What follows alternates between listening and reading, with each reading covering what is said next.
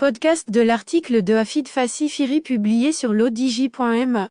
L'auteur a intitulé son article « Dessalement de l'eau de mer, une priorité absolue pour le Maroc ».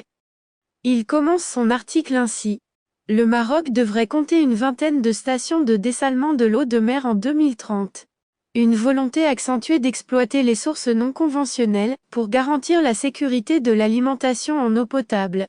Le dessalement tous azimuts pour répondre au stress hydrique. Produire une eau potable à un prix abordable, et surtout soutenable socialement et économiquement, a toujours été un enjeu majeur et stratégique pour un pays semi-aride comme le Maroc. Un pays où les aléas climatiques, avec des sécheresses à répétition, sont combinés à une agriculture qui engloutit 9% des eaux et à une pression démographique soutenue. L'auteur poursuit son article ainsi.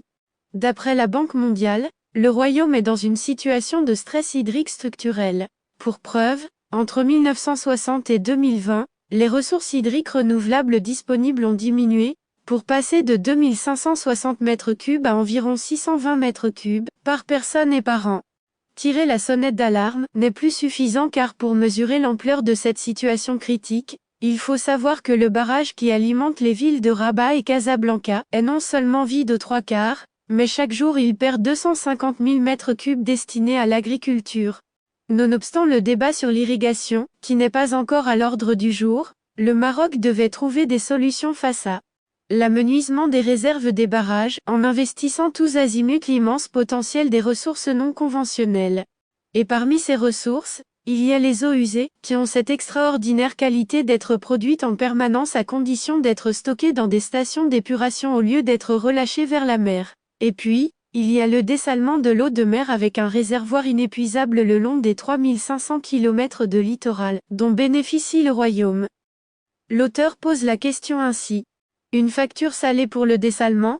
Malgré les évolutions technologiques, le dessalement de l'eau de mer demeure une technologie relativement chère par rapport aux techniques conventionnelles.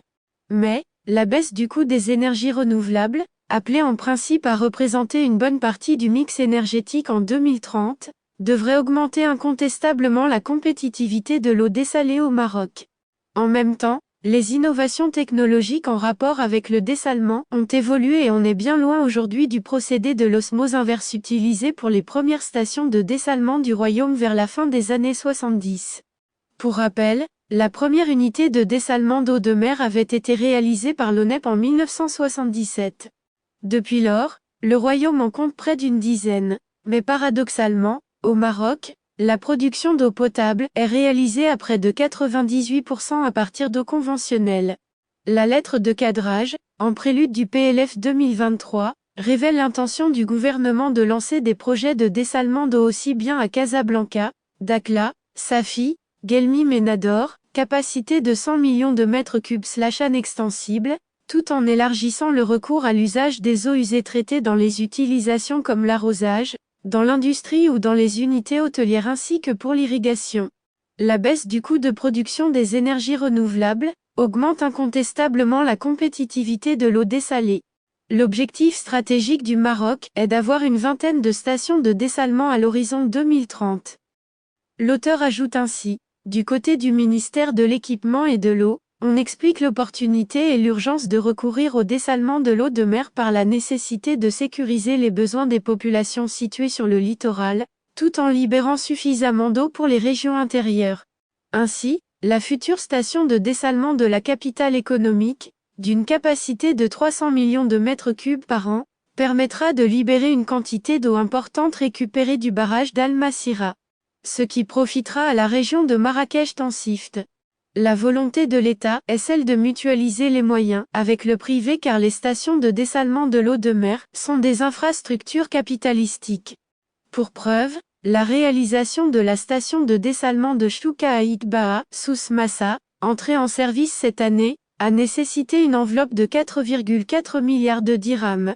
Pour expliquer ce nouveau paradigme, Mohamed Chikaoui, professeur à l'Institut agronomique et vétérinaire Hassan II, YAV, et expert en gestion des ressources sol et eau, déclarait à Finance News, La construction des nouvelles stations de dessalement se fera avec une approche basée sur le partenariat public-privé avec des mécanismes clairs pour le partage des coûts à l'échelle régionale ou nationale et la coordination intersectorielle, ONRJ, qui doivent être établis.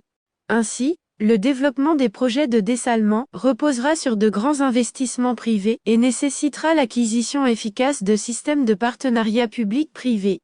Par exemple, la nouvelle station de dessalement d'eau de mer de La Aïoun devrait être opérationnelle avant la fin de cette année. Dotée d'une capacité de 26 000 m3 par jour, cette nouvelle station est réalisée grâce à un investissement de 670 millions de dirhams.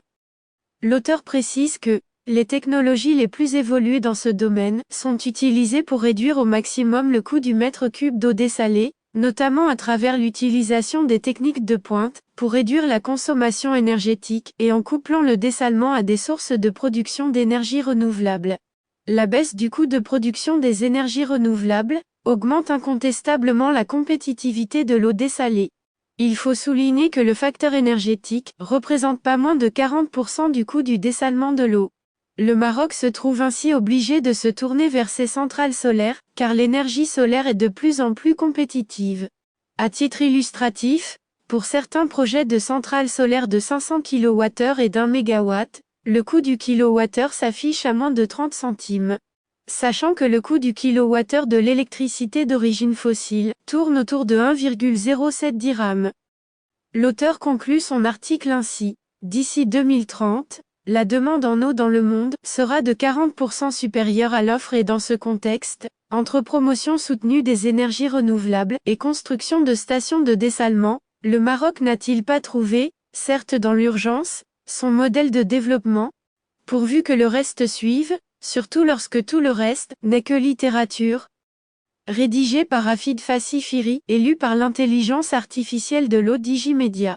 N'oubliez pas de télécharger notre application l'Odigi Mobile sur Android et iOS et de vous abonner à notre chaîne YouTube l'Odigi TV si vous souhaitez être au courant des dernières actualités, podcasts et émissions télévisées.